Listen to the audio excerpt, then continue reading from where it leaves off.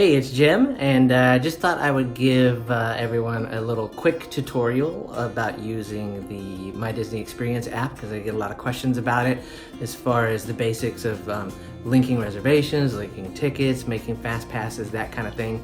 So let's jump right in. So when you sign in, you'll see that you're here on the home page and you just kind of scroll down. You'll see a lot of different options, any plans that you might have out there already. But when you get to the very bottom, you're going to see this toolbar with a lot of different controls on it. We're going to use that toolbar a lot. But first, the three little lines in the lower right-hand corner. If you click those, it brings up more things. Tickets and passes, plans, photos, more things that you can pick from and do. And at the bottom of that, you'll see another thing that says Link to Account. You'll use that a lot if you're going to link stuff up. We're going to start with that. You'll click that Link to Account button there, and it's going to bring you to a page that has all kinds of things you can link, either tickets, dining, photos, hotels, magic bands, things like that. So if you click on the Link Hotel, blue link right there, it's going to take you to a page where you can enter your reservation number for your resort and your last name and click the next button. It will ask you to confirm the people that are in your room, and then boom, your reservation is linked. Look at that, just like that. It's magical. And you'll see the details, and you'll notice there's a button right there to start check-in. Yep, you can check in right away. So go for it. It's that easy. All right, so now you know the basic process of linking a reservation. We're gonna do basically the same thing to link tickets. This is how you do that. So you'll remember that Link to Account button that we just used to link the hotel reservation? You're gonna click that again. When you click that, it's gonna take you back to the link where you can link tickets and passes right there at the top of the page. So you'll click that and you'll enter in your confirmation number, your ticket number, whatever you happen to have on the back of the card. You can scan the code and you'll just put it right in there. Tell the system who you want to link that ticket to, and it is linked up and ready to use. Now we're going to move on to booking fast passes, which is something everyone wants to do. So it's actually pretty easy. Remember that control bar I showed you at the bottom of the home screen when we started? You'll click on the plus sign right there that's in the middle. When you click on the plus sign, it's going to bring you back to this version of the home page that has some other choices on it. Get Fast Pass, reserve dining, order food, shop, get tickets and passes. Well, you're going to take that top choice. You'll click that Get Fast Pass button, which will take you into the Fast Pass system. It will ask you to choose the names, your party mix, and a date from the calendar. Once you tell the system who's going and on what date, it will ask you to pick a park.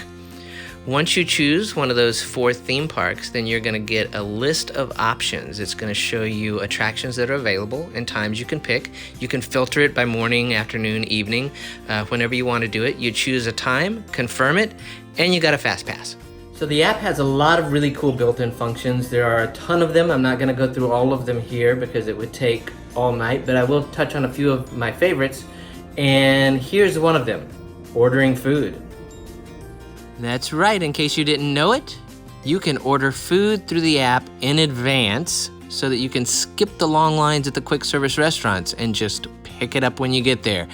That menu we accessed earlier for Fast Passes has an order food button. Click it and you get a list of restaurants.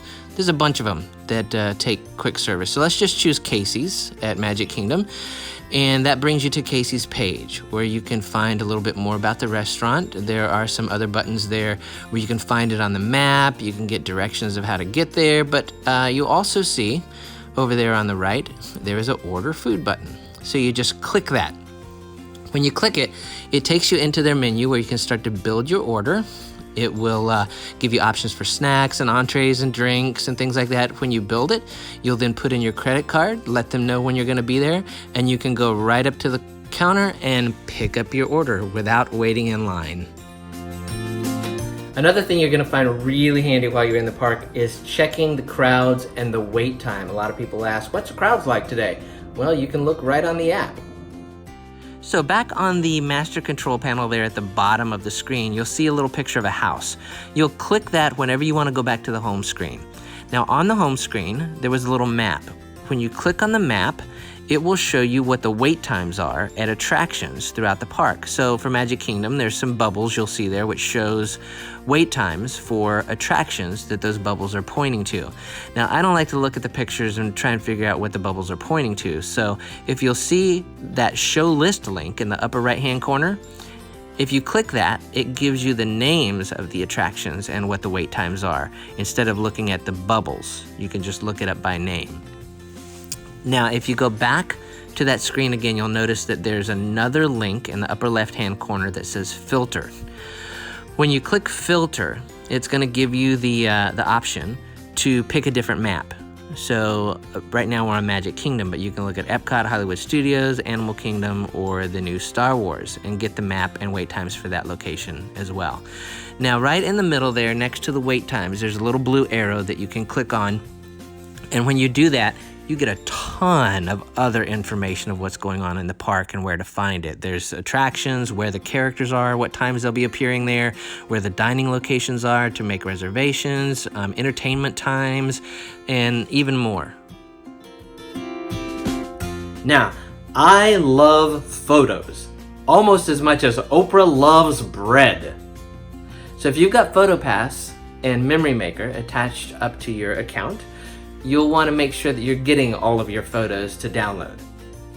So we're going to hop back down to that master control panel at the bottom of the screen and push those three little lines in the lower right-hand corner again. When you click that, you'll remember you get a bunch of choices that pop up on the screen, and you'll see one of those rolling up right there is Photos. Click that photo button and you're going to get to see photos that have been taken of you and your family throughout the park. Ton of them you can build up very, very quickly. And at the top of that photo page, you're going to see a little thing that says Filter on the upper left-hand corner. Click that filter because you want to make sure those are set correctly to get all of your photos. When you click it, you'll see you can sort by newest first, view all locations, and down here under all the locations, you want to also make sure that family and friends view all is set on. Then go back up to the top and press apply, and you'll make sure that you're getting all of the photos that were taken of you and your family. Now, people love to travel with family and friends to Disney, so let me show you the basics of adding additional people to your account. So head back down to that master control panel down at the bottom of the screen, and in the lower right-hand corner, those three little lines, click those again, which will bring you up to a page that has several options on it. If you scroll down just a little bit, you'll see that My Profile is one of those options. Click it, which will take you to your account screen where you can choose options from your profile or options for your family and friends list. Click Family and Friends. That will show you a list of who's currently connected to your account. Now, down at the bottom of that, you're going to see the option to add a guest. Just click that Add a Guest button, and when you do that, you're going to be asked for some basic information. The first thing you want to do is just click the button at the top that says I'll enter their name and age and fill out the form. You'll put in their first name, their last name, and their age. That's really the only three fields you need to fill out, such as this. And then when you get to the bottom of that, you're going to be given the option of how do you want to plan your visit. You'll either manage all the plans for them through your account, or if your family or friend has their own My Disney Experience account, you can select the Invite this guest to connect button. When you do that, you'll be asked to enter their email address and send. When they accept your invitation, your accounts will be connected together for planning. So from time to time, you are going to need to do some account maintenance, like updating addresses and contact information and stuff like that. And there's a whole section for that. So let me touch on that very briefly as well.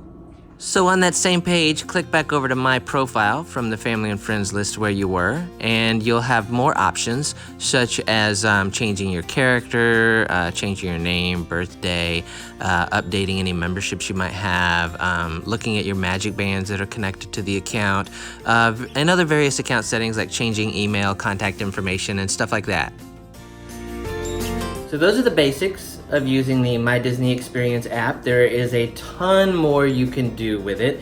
And of course, this is a tutorial based on the version of the app as of September 2019. If they do a change to the app, of course, these instructions aren't going to work. But that will give you the basics. Get in there and play with it. There is a ton of stuff you can do with it, tons of information in there. And if you have some questions about things I might have missed or things you don't understand, there is a comment section underneath this video that you can put questions in and ask about, and I will be glad to respond. In the meantime, have fun playing with the Walt Disney app.